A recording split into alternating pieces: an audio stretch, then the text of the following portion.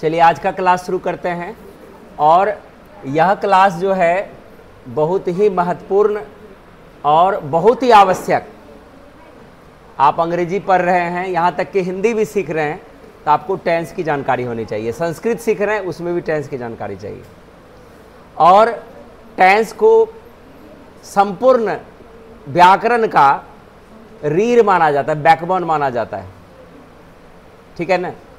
तो यहाँ पर हम देखेंगे थोड़ा सा इसको शून्य स्तर पर और हाई लेवल पर इसको हमको समझना है, चूँकि टाइम एंड टेंस जो है कंपटीशन में जब हम जाते हैं तो वहाँ पर भी हमको कॉमन एरर यहाँ से पूछा जाता है। तो देखो यहाँ पर जो दिया गया है थोड़ा सा हम लोग अपनी भाषा में समझते हैं। अगर इसको शॉर्ट में हम समझते हैं तो टेंस की परिभाषा tense shows the time of action, ये छोटा सा परिभाषा है। क्रिया करने में जो समय लगता है उसे टेंस कहा जाता है। लेकिन इसको और व्याकरणिक तौर पर कैसे इसको बेहतर तरीके से समझेंगे, ठीक है ना, क्योंकि यह भाग जो है टाइम एंड टेंस का भी रूप लेगा आगे जाकर के। दोनों को समझ लेते हैं। टेंस का आविष्कार पहले हुआ है या टाइम का आविष्कार पहले हुआ है? टाइम पहले आया, उसके बाद टेंस आई। तो टेंस को किसने लाया? जो व्याकरण शास्त्री रहे होंगे उन्होंने टेंस को लाया, और टाइम तो शुरू से ही है, ठीक है ना। इसीलिए टाइम को बोला गया time is not a grammatical term but tense is a grammatical term. Time जो है वो व्याकरण का पद नहीं है, लेकिन टेंस जो है व्याकरण का पद है, ठीक है ना। टाइम यूनिवर्सल है, जो शुरू से ही है, जब से सृष्टि आई होगी तब से हम समय, क्योंकि सृष्टि के साथ ही समय भी है, ठीक है ना। तो यहां पर देखो किस तरह से डिफाइन किया गया, tense is the form of verb. अब इसमें भी इस डेफिनेशन में भी एक शुरू में ही भाग दिया हुआ वर्ब का भाग है। टेंस जो किसका भाग है? क्रिया। Tense is the form of verb that shows the time of an action, event or state. It tells us whether something happens in the present, happened in the past or will happen in the future. यहाँ पर इसका हिंदी हुआ क्रिया, यानी tense या काल क्रिया का वह रूप है जो किसी कार्य, घटना या अवस्था के समय को व्यक्त करता है और यह बताता है कि कोई काम वर्तमान समय में हो रहा है, अतीत मतलब बीते हुए समय में हुआ या भविष्य में होगा, ठीक है, क्लियर है। यहां पर एक चीज और देखते हैं कि टाइम इक्वल टू, यानी time plus action equal to tense, ठीक है ना। अगर टेंस की बात बोलेंगे तो टेंस क्या है? टाइम प्लस एक्शन, समय और क्रिया, काम, ये दोनों का मिश्रण जो है टेंस है। There are 3 kinds of tense. Tense के कितने रूप हैं? 3 रूप हैं, present tense, past tense and future tense. जो क्रिया अभी हो रही है प्रेजेंट टेंस है, जो क्रिया समाप्त हो गई पास्ट टेंस है, जो क्रिया आने वाले समय में घटित होगी फ्यूचर टेंस है। यहाँ पर डेफिनेशन दिया हुआ है, present tense refers to the action और events that are happening now at the current time. वर्तमान काल वह समय है जिसमें कोई कार्य अभी अर्थात इस समय हो रहा है, ठीक है ना। एक बार इसको फिर से देखते हैं। Present tense refers to the actions और events that are happening now at the current time. Present tense से क्या मतलब है? जो अभी का समय हमारा चल रहा है, जिसमें हम जी रहे हैं, ठीक है ना। जैसे अभी हम पढ़ रहे हैं, अभी कोई खेल रहा है, दौड़ रहा है, या वर्तमान में कोई क्रिया का बोध हम दिखाएंगे तो वो, या तत्कालिक समय में कुछ भी दिखाएंगे तो प्रेजेंट टेंस का रूप होगा। Past tense refers to the actions और events that have already happened before the present moment. इस काल से हमें यह पता चलता है कि कोई कार्य समाप्त हो गया। This tense shows the action that happened और फिनिश्ड। वो कार्य पूरी तरह से खत्म हो गया, समाप्त हो गया। Future tense future tense refers to the action और events that will happen after the present moment और इन कमिंग टाइम। इस काल से हमें यह ज्ञात होता है कि कोई कार्य आने वाले समय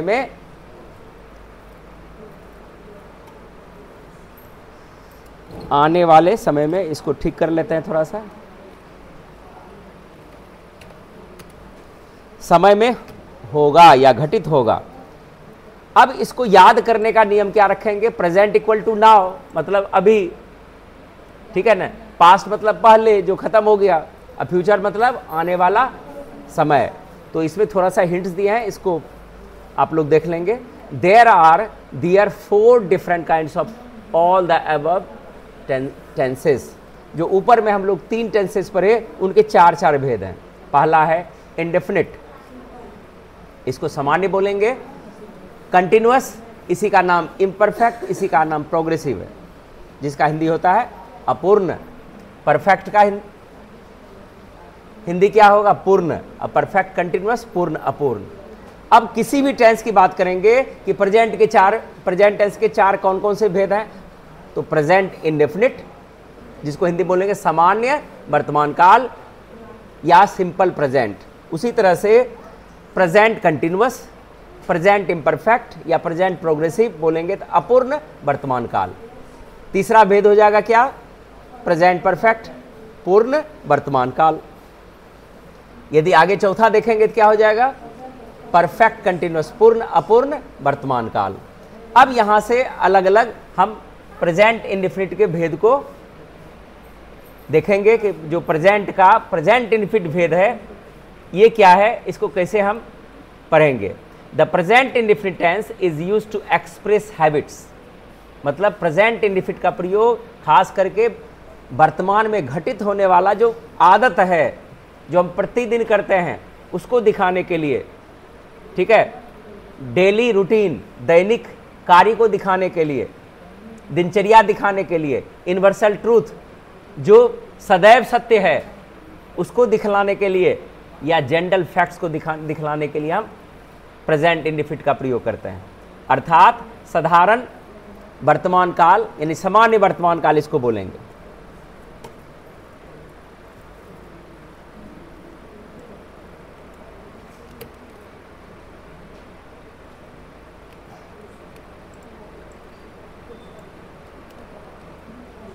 सामान्य वर्तमान काल का प्रयोग आदतों, दैनिक कार्यों, सार्वभौमिक सत्यों और सामान्य तथ्यों को व्यक्त करने के लिए किया जाता है, ठीक है ना। लेकिन हम लोग नॉर्मल भाषा में कैसे जाते हैं?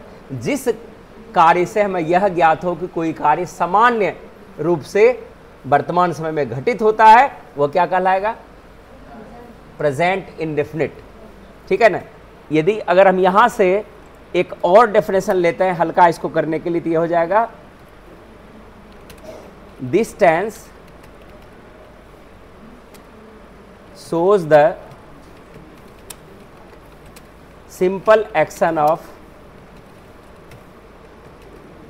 present time, ठीक है ना। This tense shows the simple action of present time, ठीक है ना। इसका अर्थ क्या हुआ? जिस काल से हमें यह ज्ञात हो कि कोई कार्य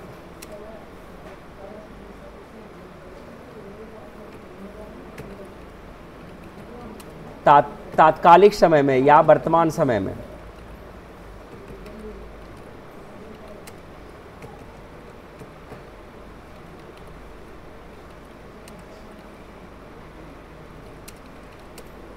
में सामान्य रूप से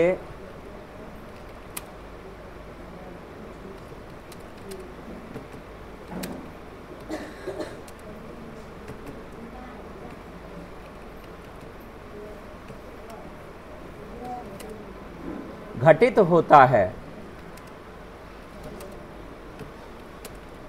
वे सामान्य वर्तमान काल कहलाते हैं।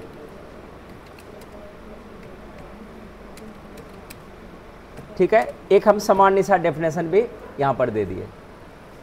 ठीक है, अब यहां से क्या है, नोट पर विशेष रूप से ध्यान देते हैं कि कर्ता और कर्म के आधार पर सभी टेंस के वाक्यों में दो प्रकार, सभी टेंस के वाक्यों को दो प्रकार में विभक्त किया गया है या बांटा गया है, यानी दो प्रकार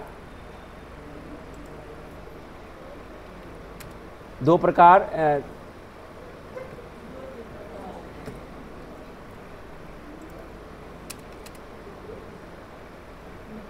प्रकार से बांटा गया है। ठीक है ना, तो पहला को बोलता है कर्ता प्रधान वाक्य, दूसरा को बोलता है कर्म प्रधान वाक्य, जिन्हें हिंदी में वाच्य कहा जाता है। ठीक है ना, अगर हम दोनों रूप को एक साथ पढ़ेंगे तब अनुवाद हम अच्छा से लिख पाएंगे, बना पाएंगे और निबंध भी लिख पाएंगे इससे अच्छा से। जैसे गाय घास खाती है, लेकिन अगर हम यूज करेंगे गाय पाई जाती है, तो दो तरह का वाक्य हो गया। पहचान रहेगा कि एक ही तरह से है, लेकिन वैसा है नहीं, दोनों का अनुवाद अलग नियम से बनेगा। तो वाच्य क्या है, यहां पर वाच्य की चर्चा हम थोड़ा सा करेंगे। वाच्य क्रिया का वह रूप है जिससे यह पता चलता है कि वाक्य का कर्ता काम करता है या काम उस पर किया जाता है, या वाक्य में कर्म की प्रधानता है, इसे वाच्य कहते हैं। ठीक है, इंग्लिश में इसका डेफिनेशन दिया गया है, voice is that form of verb, voice is that form of a verb which tells us whether the subject of a sentence does the action or receives the action. ठीक है, there are two types of voice, voice के दो भेद हैं, active voice, कर्तृवाच्य, अर्थात when the subject performs the action itself, जब वाक्य का कर्ता स्वयं क्रिया करता है।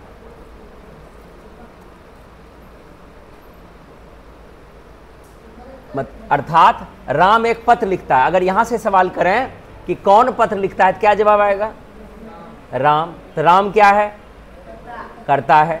अब देखो कर्म में आते हैं, पेसिव वॉइस क्या कहता है, when the subject does not perform the action but receives the action, जब वाक्य का कर्ता क्रिया नहीं करता बल्कि क्रिया उस पर की जाती है, या यह वाक्य कर्म के आधार पर पहचानी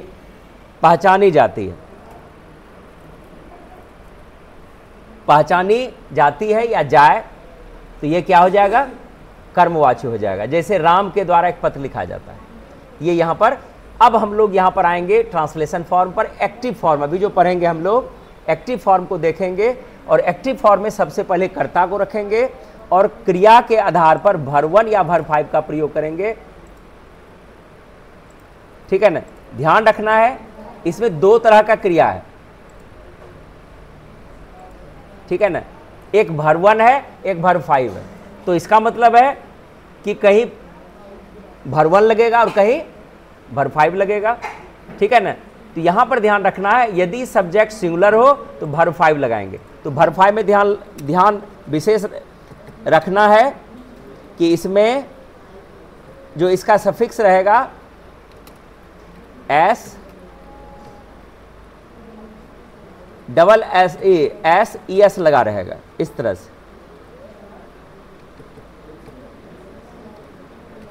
एस ई एस वाला फॉर्म रहेगा। ठीक है ना, verb 5 में। और ये रहेगा, ये verb 1 जो है ये मैन फॉर्म हो गया क्रिया का, ये मैन फॉर्म है।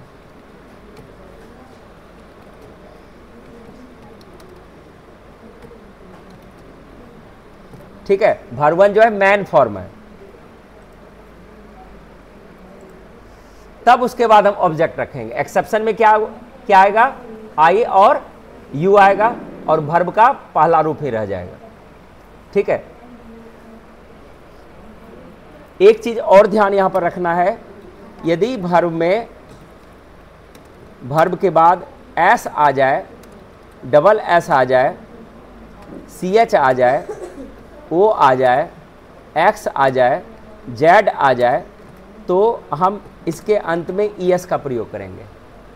ठीक है, बाकी के साथ एस, चूंकि इसमें अपवाद ज़्यादा नहीं है। इसके बाद अगर वर्ब के अंत में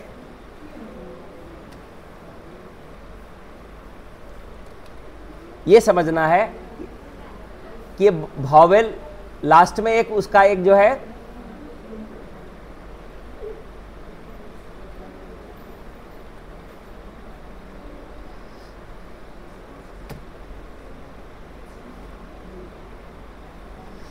y होता है, इस तरह से हम इसको लिख रहे हैं, कॉन्सोनेंट प्लस y रहे, ये यहाँ पर कॉन्सोनेंट है, हम इसको पूरा ही लिख देते हैं ताकि समझ में आ जाएगा। कॉन्सोनेंट प्लस y होगा, तो y को हम क्या करेंगे, y ओमिट हो जाएगा, मिट जाएगा, ओमिट मतलब मिट जाएगा, तब इसमें हम क्या जोड़ेंगे, IES। ठीक है, जैसे क्राय है और y के पहले r जो है कॉन्सोनेंट है, तो हम क्या करेंगे, यहाँ पर y कट जाएगा, ओमिट मतलब हट जाएगा।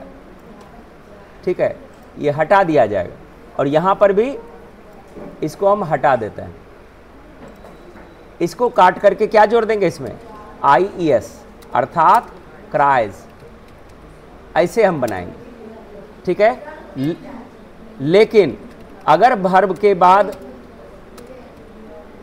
यहाँ पर वर्ब के अंत में y हो, लेकिन इसके पहले वॉवेल हो जाए, तब कुछ नहीं करना है, तब सीधा प्लस s जोड़ देंगे। जैसे प्ले, प्ले का क्या हो जाएगा, प्लेज। तो ये चीज विशेष रूप से ध्यान रखना, जब अनुवाद बनाएंगे तो SES का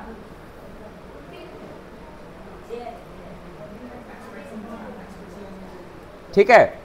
अब हम लोग अनुवाद पर चलेंगे, तो अनुवाद को लिखते जाते हैं और इसको बनाना है सबसे पहले। ठीक है, सबसे पहले क्या करना है कि जितना ये अनुवाद हम दिए हैं, ये सारे अनुवाद को लिखना है। हम आज कुछ ही अनुवाद यहाँ पर बनाएंगे, ठीक है, बाकी ये सारा अनुवाद बना के लाना है सभी को।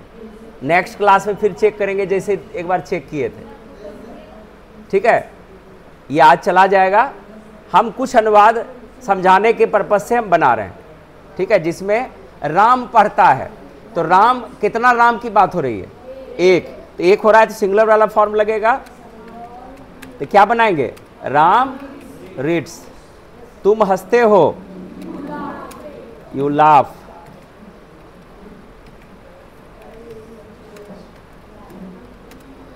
वह रोती है, क्या हो जाएगा, सी विप्स,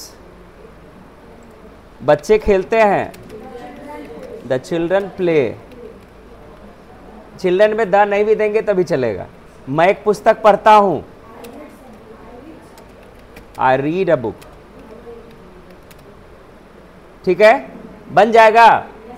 इससे ज्यादा अनुवाद हम नहीं बताएंगे अभी, क्योंकि देख देख की आदत लग जाएगा, और तब फिर जो हमारा लक्ष्य है कि तुमको अच्छी जानकारी आनी चाहिए, तब फिर नहीं आएगा। ठीक है, तो इसमें हमको स्ट्रक्चर पर ध्यान देना है। यहां पर अगर यहां तक तुमको समझ में आ गया तो आगे भी अनुवाद बन जाएगा। थोड़ा सा अपना कोशिश करना है, ध्यान रखना है, यदि सब्जेक्ट सिंगुलर होगा तो इनके साथ क्रिया वर्ब 5, सब्जेक्ट प्लुरल होगा तो वर्ब 1 मैन फॉर। एक्सेप्शन में आई यू सिंगुलर होते हुए भी इसके साथ हम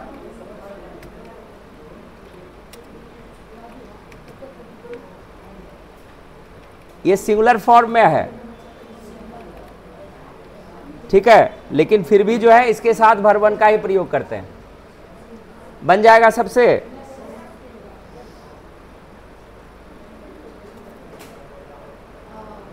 तो एक बार हम ऊपर से नीचे कर रहे हैं ताकि ट्रांसलेशन आपको सबको समझ में आ जाए। ठीक है,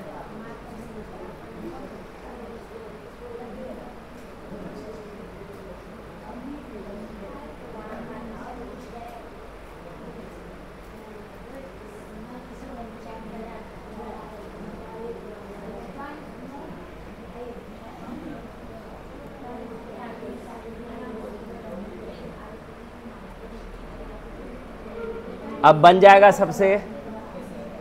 ठीक है, तो इस क्रिया को हम यहीं तक रखते हैं। प्रेजेंट इंडेफिनिट का सिंपल स्ट्रक्चर ध्यान में रखते हुए सारे ट्रांसलेशन को बनाना है और बना के सबको लाना है। ठीक है, चलिए धन्यवाद, इसको यहीं तक रखते हैं।